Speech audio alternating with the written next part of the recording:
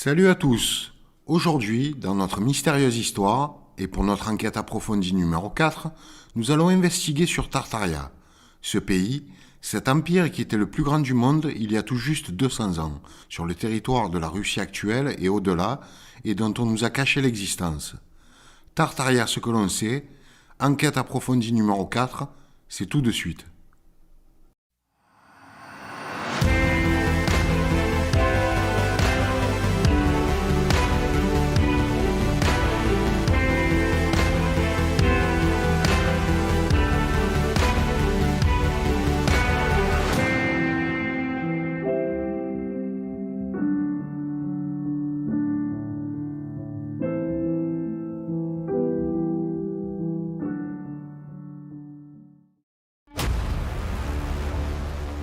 On attaque avec la définition de Tartarie, de l'Encyclopædia Britannica, volume 3, Édimbourg, 1771.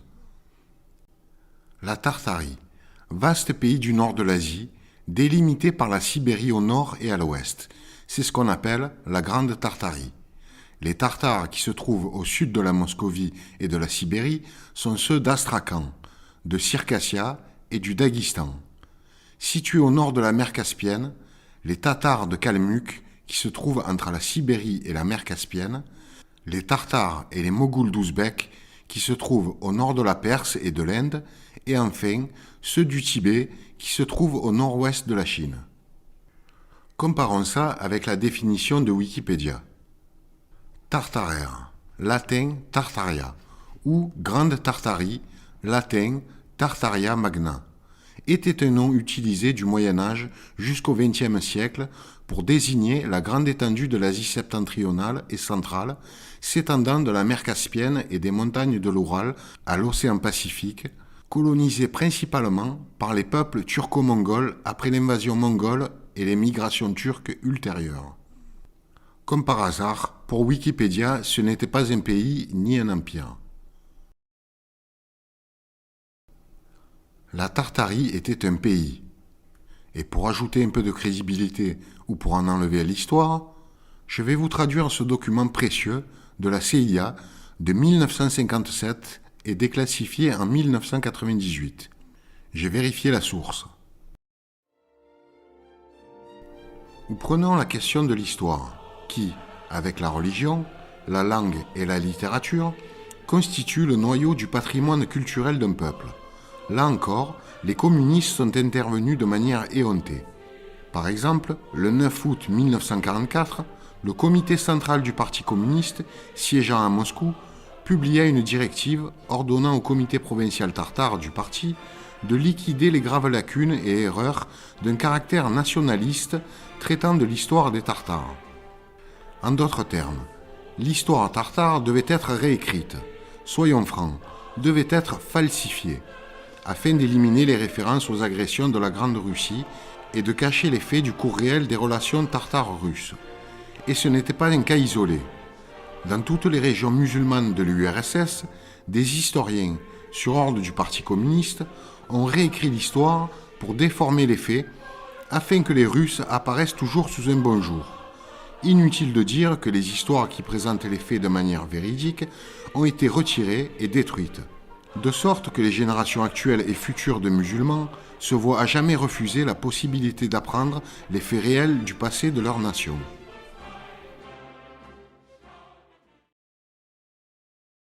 Là, nous avons un autre document de 1855. Je vais vous en traduire une partie. Mais de ces vieilles cités abandonnées de la Tartarie, il ne reste pas une tradition. Ce sont des tombes sans épitaphe, entre solitude et silence. Monsieur Huet mentionne qu'il a trouvé un berger mongol parmi les ruines qui ne savait pas plus de l'endroit que le fait qu'il s'appelait la vieille ville. Aujourd'hui, nous avons certains stéréotypes liés à l'apparence. Je pense que nous sommes loin d'être là.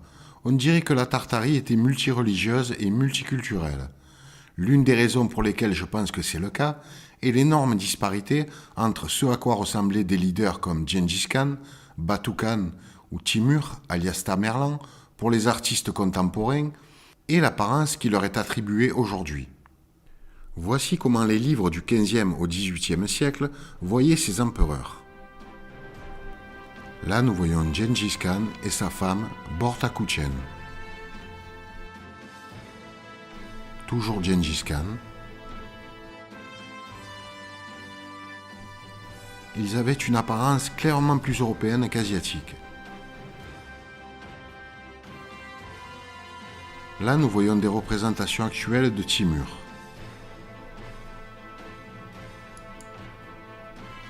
Contre sa représentation dans les livres du XVe au XVIIIe siècle.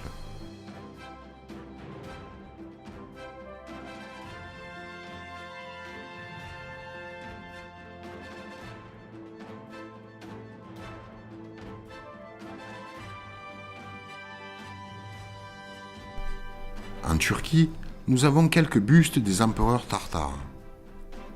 Leur apparence ne ressemble en rien à ce que l'on m'a appris à l'école. De plus, les dates sont super bizarres sur ces plaques. Les Turcs savent-ils quelque chose que nous ne savons pas? Ici, Batu Khan.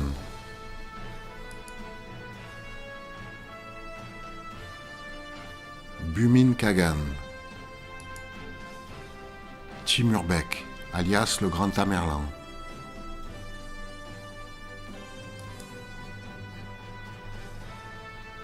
Ertuğrul Gazi.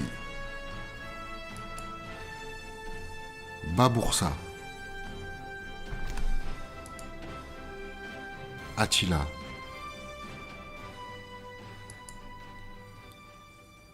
L'autre raison pour laquelle je pense que Tartarie devait être multireligieuse et multiculturelle est son immensité à différents moments dans le temps. Par exemple, en 1652, Tartarie semble avoir le contrôle de l'Amérique du Nord. On voit les frontières de Tartarie qui sont surlignées en jaune. Et on voit également l'Amérique du Nord où les frontières sont surlignées en jaune. La dissimulation. L'histoire officielle cache une puissance mondiale majeure qui existait jusqu'au XIXe siècle. La Tartarie était un pays avec son propre drapeau, son propre gouvernement et sa propre place sur la carte. Son territoire était immense, mais en quelque sorte discrètement incorporé à la Russie et à d'autres pays. Ce pays, vous pouvez le trouver sur les cartes antérieures à la seconde moitié du XIXe siècle. Là, nous avons un graphique Ngram par Google Books qui nous montre comment Tartarie a été discrètement rangée après 1850. Pourtant, au XVIIIe siècle, la Tartarie moscovite était le plus grand pays du monde. 3 050 000 miles carrés. Ici, nous avons deux documents tirés de vieux livres qui nous parlent de la conquête tartare de la Chine.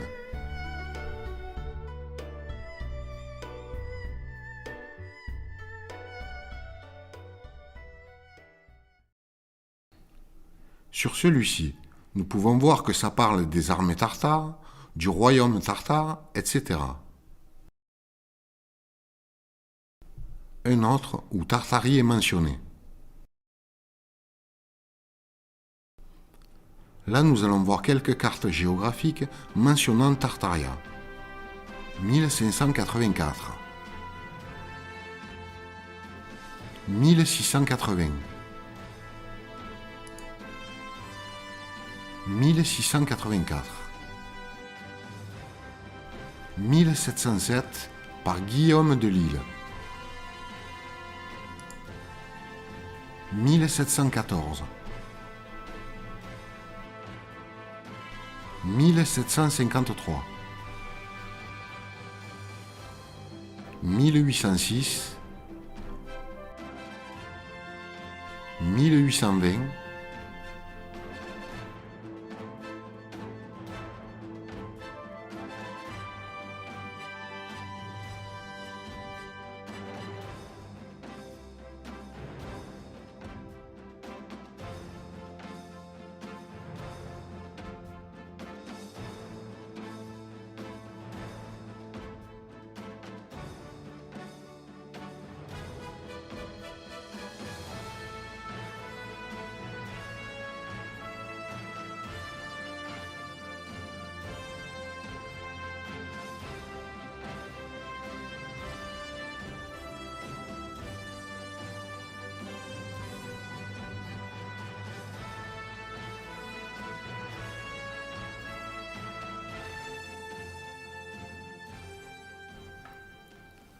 La Tartarie avait sa propre langue, son drapeau, son blason, son propre empereur et bien sûr son propre peuple.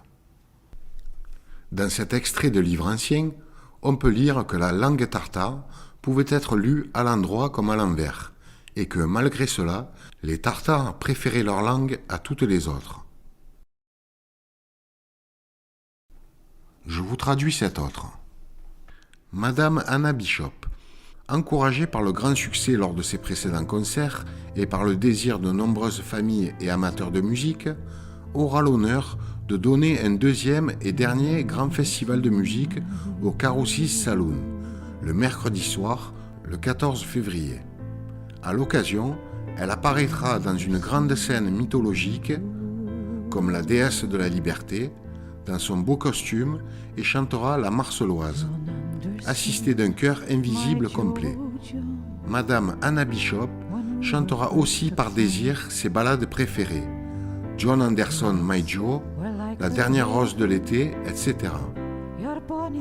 L'animation débutera par sa célébration musicale de scènes fantastiques de circonstances, intitulée La Sforgato, dans lequel Madame Anna Bishop soutiendra 7 personnages distincts, en costume approprié, et chantera en 6 langues différentes, à savoir russe, allemand, anglais, français, tartarien et italien.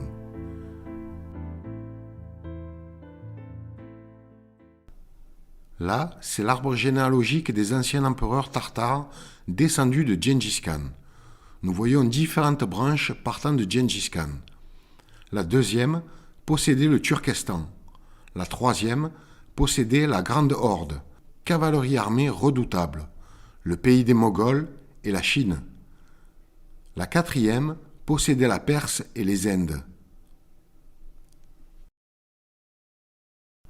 Puis, une carte montrant l'empire tartare.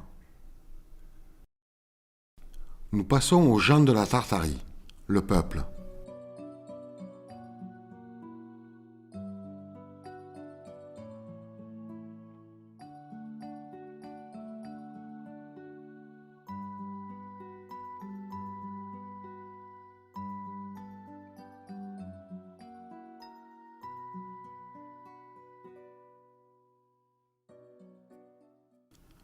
Le drapeau et l'écusson de Tartarie avaient un hibou représenté dessus.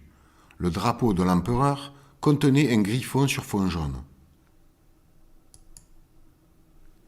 Il y avait plusieurs publications énumérant le pays de la Tartarie et son drapeau écusson. Certaines de ces publications parurent aussi tard qu'en 1865.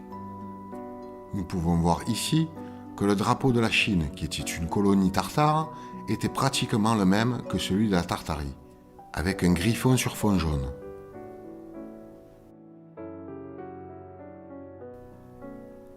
Là, nous avons le Standard Atlas of the World de 1865, où l'on peut voir les drapeaux de la Tartarie et de la Chine.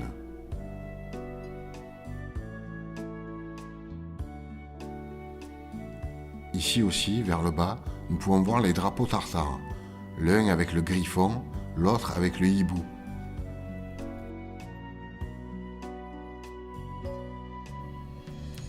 Ici également.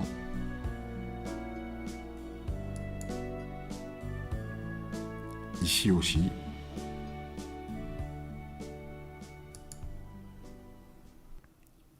Il convient également de mentionner que dans le tableau des drapeaux britanniques de 1783, il y a 3 drapeaux différents répertoriés comme drapeau du tsar de Moscou. Il y a aussi un drapeau impérial de la Russie, ainsi que plusieurs drapeaux navals. Et tous sont précédés par un drapeau du vice-roi de Russie. L'importance du vice-roi réside dans la définition du terme. Un vice-roi est un fonctionnaire royal qui dirige un pays, une colonie, une ville, une province ou un État infranational au nom et en tant que représentant du monarque du territoire. Notre histoire officielle dira probablement que c'est le tsar de Russie qui nommera un vice-roi de Moscou. J'ai des raisons d'en douter. Pourquoi le drapeau du vice-roi de Moscou est-il placé avant tout autre drapeau russe ? Se pourrait-il que le vice-roi de Moscou soit supérieur à son tsar et supervise la façon dont cette possession tartarienne était gérée?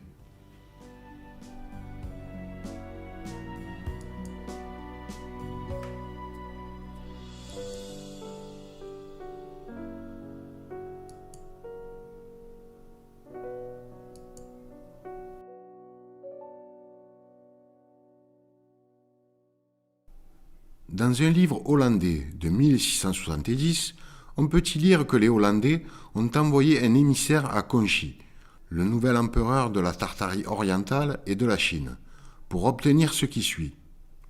Que les Hollandais, avec autant de navires qu'ils le jugent nécessaire, naviguent et commercent librement à Taizing. Que les navires hollandais de Quantum, Singche, Okfjeu, Ningpo et Ankfjeu soient autorisés à commercer. Que les Hollandais sont autorisés à commercer avec qui que ce soit sans être obligés de payer un supplément. Que la soie et les tissus de soie seront autorisés à être achetés et vendus par les Hollandais à tout le monde, sauf aux ennemis spécifiques de l'empereur, dont l'ambassadeur devrait informer les Hollandais, car ils veulent respecter complètement la volonté de l'empereur. Que chaque fois que les navires hollandais arrivent, ils peuvent librement négocier et partir quand ils le souhaitent. Qu'à tout moment, tous les Hollandais sont autorisés à acheter de la nourriture et des fournitures et à les transporter à leurs navires. Que les Hollandais soient toujours autorisés à louer du bétail capable, à rester et à mettre leurs marchandises en sécurité, de préférence dans une zone à l'épreuve du feu. Que les points mentionnés doivent être ratifiés avec une lettre et un sceau de l'empereur lui-même. Le livre contient 3 envoyés, car les 2 premiers n'ont jamais atteint l'empereur Conchi lui-même. Le livre comprend également une description des lieux visités, ainsi que la disposition, les animaux, le logement, la religion, etc. Sur cette carte, on peut lire: après avoir réalisé cette conquête, les Tartares et leurs descendants avaient probablement une tâche beaucoup plus difficile à accomplir. Il s'agissait de soumettre les colons européens, plus féroces et plus belliqueux, qui s'étaient retranchés et fortifiés dans le pays, après l'arrivée des Tartares, ou des Indiens comme on les appelle maintenant, dans les parties particulières où ils s'étaient installés, le long de la région de l'Atlantique.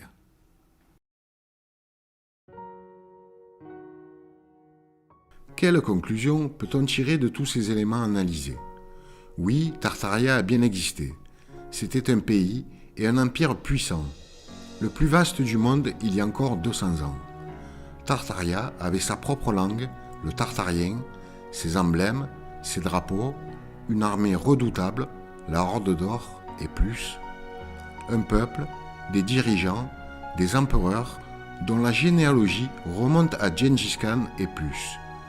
Un territoire comprenant la Russie actuelle et au-delà, avec des colonies comme la Chine, l'Inde, et sûrement une grosse partie du continent américain, dont l'Amérique du Nord. Puis, Tartaria a été effacé des livres d'histoire, comme on a pu le voir avec le document de la CIA de 1957, déclassifié en 1998. Nous allons continuer à enquêter sur les différents aspects du mystère à Tartaria. Ne manquez pas nos prochaines émissions. Merci à Cadet, l'auteur de cet article plus qu'intéressant. Vous avez aimé cette émission? N'hésitez pas à soutenir la chaîne Notre Mystérieuse Histoire. Ça nous permettra de nous développer, de vous proposer plus de contenu et de meilleure qualité. Vous pouvez nous faire un don sur Tipeee, PayPal, et par USDTTRC20, les frais sont vraiment minimes. Vous avez également une boutique à disposition, où vous pouvez trouver les dossiers complets de nos émissions avec Maintenant Tartaria. Dans ces dossiers il y a tous les documents importants et rares, obtenus au fil des enquêtes, gravures, photos, vidéos, informations, PDF. L'acquisition de ces dossiers précieux vous évitera des semaines voire des mois de recherche pour une somme modique. C'est aussi une manière de participer à l'essor de la chaîne Notre Mystérieuse Histoire. N'hésitez pas à y faire un tour. Vous trouverez les liens dans la description de la vidéo et épinglés dans la section commentaires. Mettez un j'aime et abonnez-vous pour ne rien manquer de nos prochaines publications. Dites-nous si vous avez aimé et commentez. À très vite les amis.